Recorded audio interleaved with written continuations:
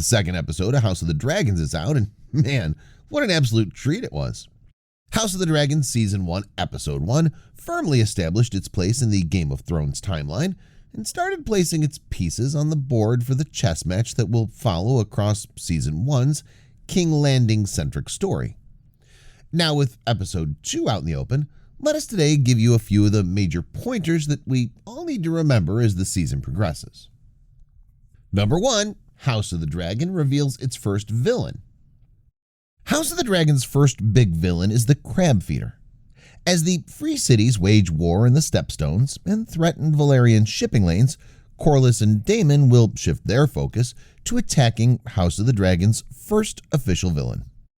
Crab Feeder, whose real name was revealed to be Kragas Drahar, named himself Prince of the Triarchy, with House of the Dragon explaining that he kills or injures Westerosi sailors and leaves them in the Stepstones for crabs to feed on.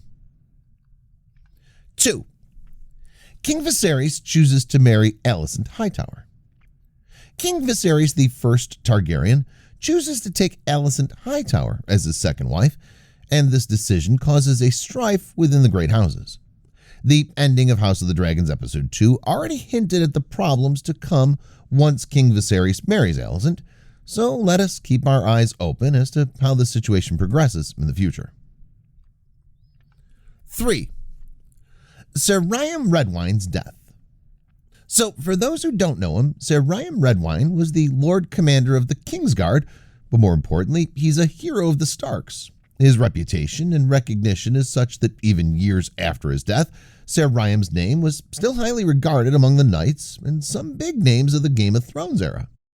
Jon Snow pretended to be him in sword fights with Robb Stark as a child. Bran dreamed of being a knight like him. Characters ranging from Jaime Lannister to Varys mention him as being an exemplary knight. 4. An important page of Westeros history. One of the most significant part of Westeros history are the Stepstones. Myth has it that Westeros and Essos were once joined by a land bridge known as the Arm of Dorne, which was used by the first men for their invasion. The Children of the Forest are said to have used magic to break the Arm of Dorne, leaving behind these small islands that will become the Stepstones. 5. The Free Cities of Essos. The Free Cities of Essos include Braavos, Lorath, Lys, Myr, Norvos, Pentos, Qohor, Tyrosh, and Volantis. Now, we may all remember Braavos as its significance because of Arya Stark in the Game of Thrones, and now we know that these free cities were still as significant back when the Targaryens ruled the Seven Kingdoms with a fiery iron fist. Number 6. Is that one of Daenerys' dragon eggs? Episode 2 of House of the Dragon shows off its dragons, Craxus and Syrax, even more than the premiere. But also part of its story revolves around a dragon egg stolen by Daemon Targaryen, having previously been chosen for Balon's cradle.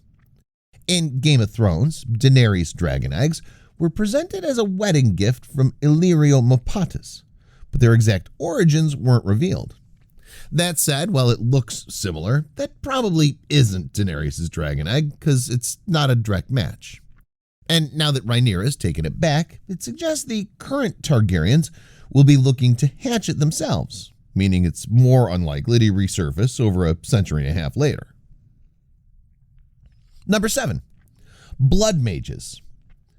The mention of Blood Mages is one of House of Dragon's Easter eggs that connects Daenerys Targaryen.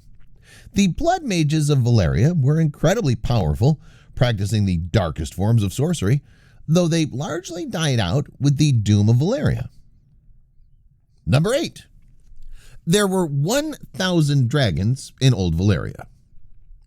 When looking over his model of Valyria, King Viserys mentions that the Valyrian freehold was home to 1,000 dragons at the height of its power.